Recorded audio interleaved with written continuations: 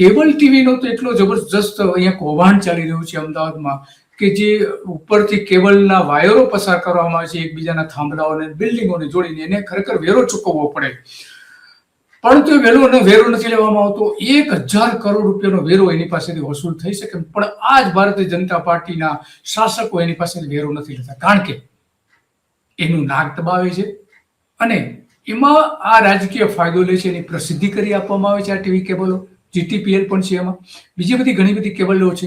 પછી ઇન્ટરનેટના કેબલ લઈ જનારી 8 થી 10 મોટી કંપની અને નાની નાની કંપનીઓ તો અલગ છે. તો આમાંથી ઓછામાં ઓછા 1000 કરોડ રૂપિયા મળી શકે એમ છે, પણ એ વસૂલ કરવામાં આવતા નથી, કારણ કે એમાં રાજકીય પ્રસિદ્ધિ મેળવવામાં આવે છે, રાજકીય ફાયદો લેવા માટે કરવામાં આવે છે. અને બીજી બાજુ જે ફંડ આપવામાં આવે છે રાજકીય પક્ષો, ગુજરાતમાંથી ભાજપને આપણે જાણીએ છીએ 200 કરોડનું ફંડ મળ્યું હતું. તો આ બધી વાતો હતી અને એટલા માટે આપણે વાત કરવી પડે છે આ બધાની, કે આ રીતે રાજકીય ફાયદો લેવા માટે કંપનીઓ અલગ અલગ રીતે આ રીતે મદદરૂપ થઈ શકતી હોય છે, મદદ થતી હોય છે. આ વેરાની વસૂલાત છે. જો આમાં